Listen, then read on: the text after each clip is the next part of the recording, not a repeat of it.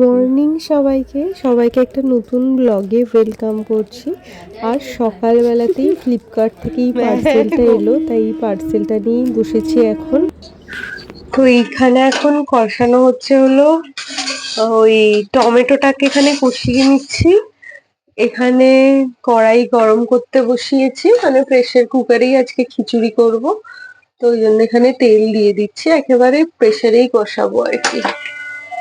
এই যে এখানে খিচুড়ির জন্য হয়েছে, এখানে খিচুড়ির জন্য সবজি কাটা আছে, আলু, ফুলকপি আর শিম। আর এখানে বাঁধাকপি ভেজানো আছে। আর খিচুড়ির জন্য চাল আর সোনামুগের ডাল ভেজানো আছে। তো এটা হচ্ছিল সব খিচুড়ির সরঞ্জাম। ও খিচুড়ির জন্য এখানে এটা হচ্ছিল টমেটো টমেটো কেটে ভেজানো আছে। আর এইদিকে আছে হচ্ছিল একটুখানি ওই গোবিন্দভোগ চাল। অ্যাকচুয়ালি গোবিন্দভোগ চালটার গন্ধটা এতটাই সুন্দর, তাই দেখে আর রেজিস্ট করতে পারলাম না। ইচ্ছে আছে একটুখানি পায়েস করার, দুধও আনিয়ে নিয়েছি। তো এইটা হচ্ছিল গোবিন্দভোগ চাল ভিজিয়ে রাখলাম। এখানে একটা পেঁয়াজ, আদা, রসুন দিয়ে একটা পেস্ট করে নিয়েছি। এই পেস্ট আমি খিচুড়িতেও দেবো, বাঁধাকপিতেও। তো এই যে এখানে বাঁধাকপি হচ্ছে, আর বাঁধাকপি থেকে এতটা জল বেরিয়েছে, এখনো অনেকক্ষণ সময় লাগবে জল টানতে। আর এইদিকে প্রেসার কুকারে খিচুড়ি হয়ে গেছে, দেখা যাক কেমন হয়েছে। তো এখানে খিচুড়ি আমার হয়ে গেছে, জাস্ট একটুখানি জল আর পরিমাণ মতো নুন চিনি দিয়ে এটাকে আমি নুন চিনি দিয়ে এখন ফোটাচ্ছি।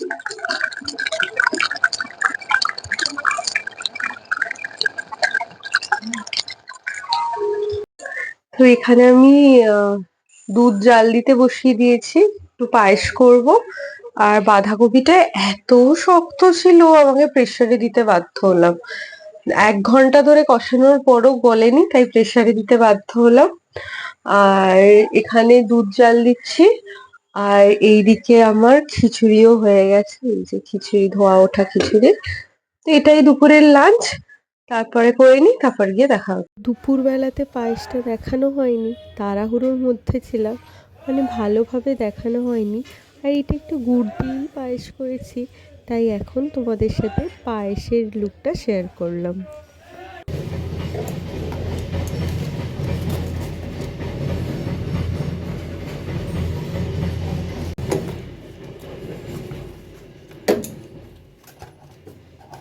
প্রায় 9টা মতো বাজে, এইমাত্র ব্লিঙ্কিট থেকে কয়েকটা জিনিস আনালাম। তো চলুন কি কি আনিয়েছি দেখি। আজকে আবার আমার শাশুড়ি মা এসেছিলেন, এত ভালো লাগছিল। আসলে আসে না তো, আমরা দুজনেই থাকি, তাই কেউ আসলে যেন খুব ভালো লাগে। তো এখান থেকে লিশিয়াস থেকে একটু চিকেন আনিয়ে নিয়েছি। এই যে লিশিয়াসের চিকেন, আগেও আনিয়েছি, খুবই ভালো। লিশিয়াস নিয়ে আর একটু লঙ্কা নিয়ে নিয়েছি, আর নিয়েছি একটু ধনেপাতা। এতটা ধনেপাতার দাম নিয়েছে মাত্র 10 টাকা। আর এখানে 500 মতো টমেটো আনিয়েছি, একদম প্যাকেট করাই ছিল। আর যেটা আনিয়েছি, আমার খুব ইচ্ছা হচ্ছিল আজকে রুটি খাওয়ার, কিন্তু রুটি করা তো বাড়িতে প্রচণ্ড সমস্যার একটা ব্যাপার, তাই জন্য এই চাপাটিটা আনিয়েছি। এই চাপাটিটা একদম শেপ করাই আছে, জাস্ট তাওয়াতে দিলেই ফুলকা হয়ে যাবে। আজকেই প্রথম বানাবো, জানি না কেমন হবে। সেই লিশিয়াসের ভেতরে চিকেনটা এরকমভাবে থাকে আর কি। এই যে চিকেনটা এরকম প্যাকেজিং করে থাকে। লিশিয়াসের চিকেন এর আগেও বহুবার আনিয়েছি, বেশ বড় বড়ই পিস থাকে। সবগুলো আজকে লাগবে না, তো এটা এখন যাব গিয়ে জলে আর কি দেবো, যাতে কিনা বরফটা কাটে। এটা বরফ কাটানোর জন্য ওই জলের মধ্যে ভিজিয়ে রেখে দিচ্ছি, আর একটু জল লাগবে। তো এটা এখনো বরফ কাটতে প্রায় 15-20 মিনিট মতো এখনো টাইম লাগবে। তো এটা এই জন্য ভেজানো থাক, ততক্ষণে আমি টমেটো আর চিলিটা কেটে নিই। আজকে যেটা বানাবো সেটা হচ্ছিল ওই লেমন চিকেন। এটা অ্যাকচুয়ালি টমেটো আর কোরিয়েন্ডার দিয়েই বানায়। এখানে পুরো বরফটা ছাড়ানোর জন্য রেখেছি, এখান থেকে আমি দু পিস চিকেন বের করে নেবো, 3 পিস চিকেন বের করে নেবো, আমার 1 পিস ওর 2 পিস, ওটা দিয়ে আর কি রুটির সাথে চিকেন বানাবো। তোরে 2 প্যাকেট দুধও আছে, তো এই দুটো দুধের প্যাকেট এখন ফ্রিজে রেখে দেবো। আজকে আর দুধের কিছু বানাবো না, জালও দেবো না, একেবারে ডিপ ফ্রিজের মধ্যে ঢুকিয়ে দেবো। এই যে এই দুটো দুধের প্যাকেট আছে। আর আমি খুব এক্সাইটেড এইটা দিয়ে চাপাটি করার জন্য। এখানে প্রসিডিওর লেখাই আছে, তো এটা জাস্ট পুরো রুটির শেপই করা আছে, শুধু আমি দেবো। যে চিকেনটা থেকে এখন আমি বরফ ছাড়িয়েছিলাম, মানে বরফটা ছাড়ানোর জন্য জলে দিয়েছিলাম, তারপরে ওই পিস করে নিয়েছি, অনেকটাই বড় বড় পিস ছিল, তো নাইফ দিয়ে একটু ছোট করে নিয়েছি।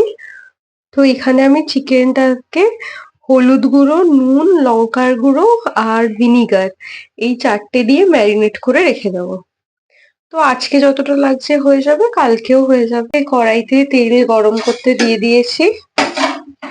এখানে আমি টমেটো, লঙ্কা আর জুলিয়ান করে আদা কেটে নিয়েছি। টমেটো গুলো এমনি সাইজের কেটেছি, তো দিলে গলেই যাবে। টমেটোটা বেশি পরিমাণ লাগে এটা করতে। আর ধনে পাতাটা এটা দিয়ে তারপর কাটতে যাও। গরম হয়ে গেছে, এইবারে আমি জানি প্রচন্ড জোরে ছিটকাবে, কিন্তু কিছু করার নেই। তো এখানে এবার টমেটো গুলো দিয়ে দেবো।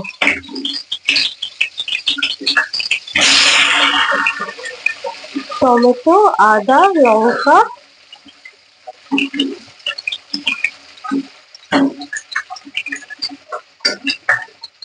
আমি তোমাকে দেখে ভয় পেয়ে গেলাম। এখানে দিয়ে দিয়েছি। এরপর এটাতে যেটা দেবো পরিমাণ মতো নুন আর লঙ্কার গুঁড়ো। তো এখানে আমি এখন টমেটোটাকে দিয়ে দিয়েছি, পরিমাণ মতো নুন, লঙ্কার গুঁড়ো আর হলুদ গুঁড়ো দিয়ে দিয়েছি। অ্যাকচুয়ালি এটাতে হলুদ গুঁড়ো দেয় নাকি আমার ঠিক মনে ছিল না, আমি দিয়েই দিয়েছি। আর এরপরে আমি 4 পিস চিকেন দেবো, চিকেন গুলো এখানে দিয়ে দেবো। তুমি উইংস খাও? উইংস খাও চিকেনের? ঠিক। তো আজকে করার জন্য ওকে একবার জিজ্ঞেস করে নিলাম ও উইংস খায় নাকি। তো ও যেরকম পিস খায় ওরকম দেখে 4 পিস চিকেন এখানে দিয়ে দিচ্ছি।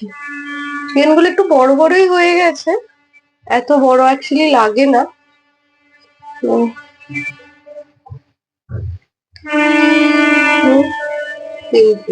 এখানে 4 পিস চিকেন দিয়ে দিয়েছি। এবার এটা একদম হতে থাক, এটা করা খুবই ইজি। এটা মশলার সাথে কষবে আর চিকেন থেকেও জল ছাড়বে, টমেটো থেকে জল ছাড়বে, সব জলে জলে এটা সেদ্ধ হবে।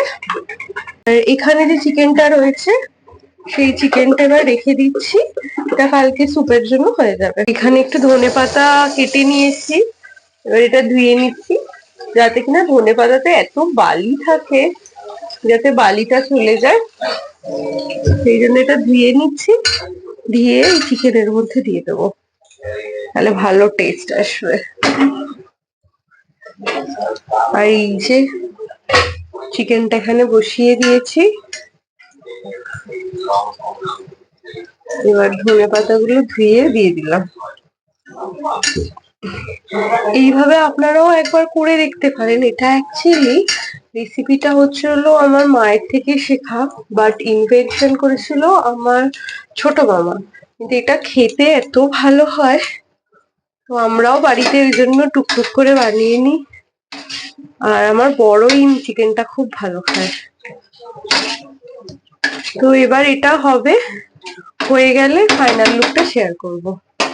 এখন এটা একদম ঢাকা থাক 1 ঘন্টা মতো। কি করবো বলে তাওয়াটা বসিয়ে দিয়েছি, এখানে রুটিটা এবার করে রুটিগুলো এমনি শেপের করাই আছে। এইবার একটা একটা করে, আরে একদম পাতলা, একসাথে অনেকগুলোই খাওয়া যাবে। এটা একদম মাল্টিগ্রেনস, হেলদিও আছে।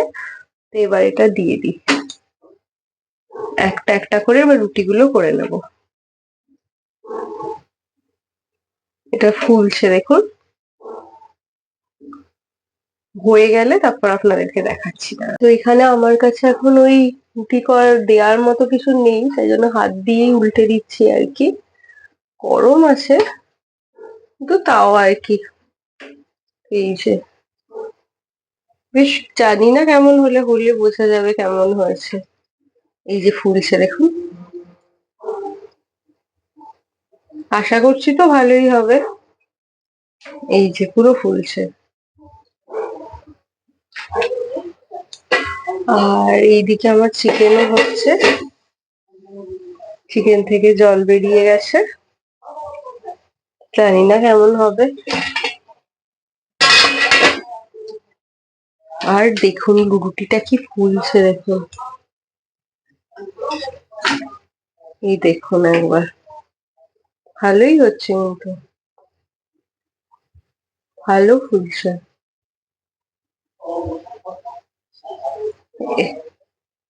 এইভাবে প্রত্যেকটা রুটি করে নি।